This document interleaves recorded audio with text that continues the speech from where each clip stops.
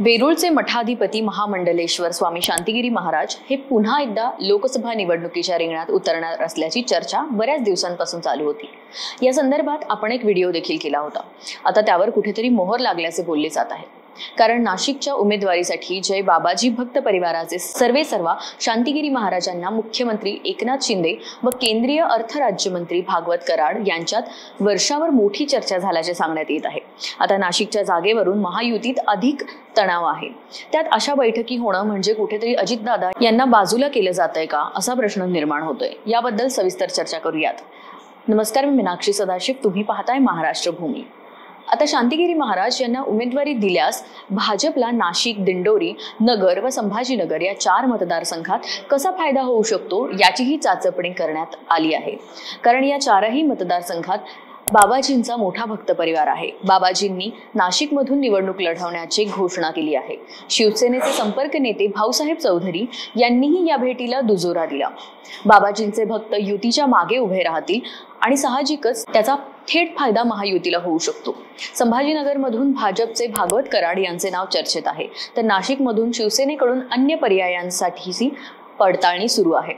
त्यातूनच शांतिगिरी महाराजांचा पर्याय पुढे आला आहे। 2009 मध्ये महाराजांनी संभाजीनगर लोकसभा निवडणूक अपक्ष लढवली होती। त्यांना 1,47,000च्या आसपास मते मिळाली होती। आता 15 वर्षात भक्त परिवारात मोठ्या संख्येने भर पडल्याचा शक्यता वर्तवली जात आहे। त्यामुळे शांतिगिरी महाराजांना नाशिकमधून शिवसेनेची उमेदवारी देऊन संभाजीनगरची जागा सुरक्षित करण्याचा भाजपचा प्रयत्न आहे अशी चर्चा सुरू आहे। मागील काही दिवसांचा आपण आढावा घेतला तर आपल्याला इथे लोकसभेच्या पार्श्वभूमीवर सुरू असलेल्या आध्यात्मिक कार्यक्रमांचा संदर्भ लक्षात येईल। त्यामुळे नाशिकमधून आध्यात्मिक गुरु यांना लोकसभेसाठी संधी देणार हा महायुतीचा प्लॅनचा भाग असू शकतो। शांतिगिरी महाराज हे जनार्दन स्वामी यांचे उत्तराधिकारी आहेत। लाखोंच्या संख्येने त्यांचा भक्त परिवार आहे। भजन, प्रवचन, अनुष्ठान, सत्संगाच्या माध्यमातून धार्मिक कार्यात पुढाकार ते घेतात। देशभरात त्यांचे 115 आश्रम आहेत। 7 गुरुकुल देखील ते चालवतात। अनुष्ठानच्या माध्यमातून त्यांनी व्यसनमुक्तीसाठी मोठे कार्य केले आहे। त्यांची मौनीगिरी महाराज अशी ही ओळख आहे।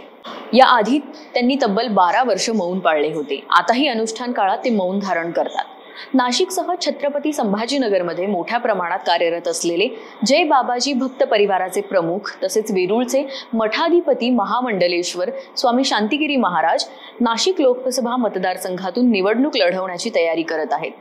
मध्यंतरी पंतप्रधान नरेंद्र मोदी आणि शांतिगिरी महाराजांचा एक फोटो व्हायरल झाला होता।